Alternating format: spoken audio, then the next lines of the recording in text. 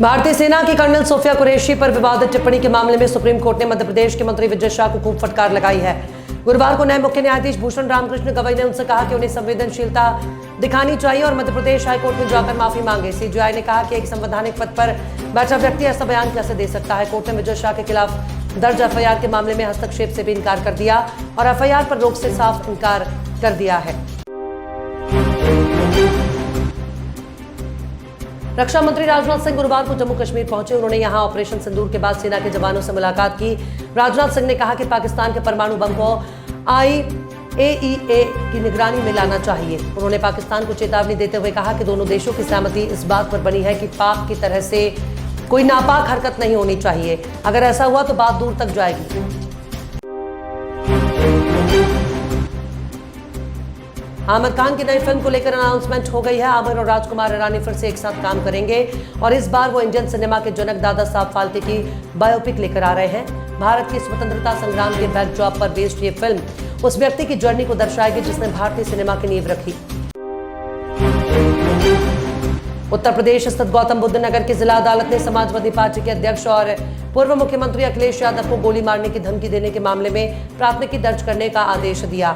वरिष्ठ अधिवक्ता और समाजवादी पार्टी के अधिवक्ता सभा के राष्ट्रीय सचिव रामशरण नागर के आवेदन पर अपर मुख्य न्यायिक मजिस्ट्रेट रवि कुमार सागर की अदालत ने मंगलवार को सूरजपुर कोतवाली पुलिस को अमरेंद्र प्रताप सिंह और अन्य के खिलाफ मुकदमा दर्ज करने का आदेश दिया।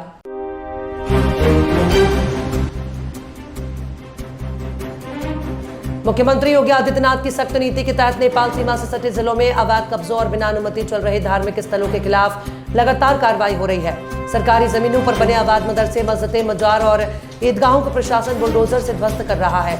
महाराजगंज, श्रावस्ती और बहराइच में ऐसे ही अवैध निर्माणों को हटाया गया। योगी सरकार राष्ट्रीय खाद्य सुरक्षा अधिनियम के तहत अगस्त 2025 तक मुफ्त राशन मई और जून महीने में ही वितरित करेगी। अगले 3 महीने का वितरण में और जून में अलग अलग चरणों में होगा। खाद्य और रसद विभाग की बैठक में इस पर सहमति बन गई है। इस नई व्यवस्था के तहत मई का राशन वितरण अब 20 मई तक होगा। दुनिया के हर कोने से लोग चारधाम यात्रा में आने के लिए इच्छुक हैं। यात्रा के लिए पंजीकरण का आंकड़ा 28 लाख पार हो चुका है। इसमें 150 से अधिक देशों से 31,581 लोगों ने पंजीकरण कराया है। USA, Nepal, Malaysia, UK, Australia, Canada से सबसे अधिक यात्रियों ने पंजीकरण कराया है। राजधानी के लाखों पेंशनरों के लिए जरूरी खबर है। सामाजिक सुरक्षा पेंशन के तहत जिन पेंशनरों ने अब तक भौतिक सत्यापन नहीं कराया है वे 31 मई 2025 से पहले करवा लें, अन्यथा जून से पेंशन अटक सकती है या पेंशन से वंचित रहना पड़ सकता है।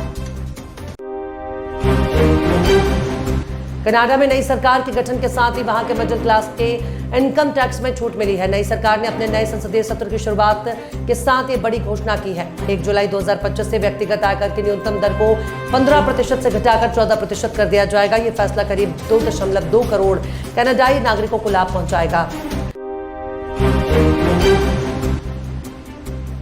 मणिपुर के अशांत चंदेल जिले में म्यांमार सीमा पर सुरक्षा बलों को बड़ी सफलता मिली है। असम राइफल्स की एक यूनिट ने न्यू समताल गांव के पास उग्रवादियों को खिलाफ कार्रवाई करते हुए 10 उग्रवादियों को मार गिराया।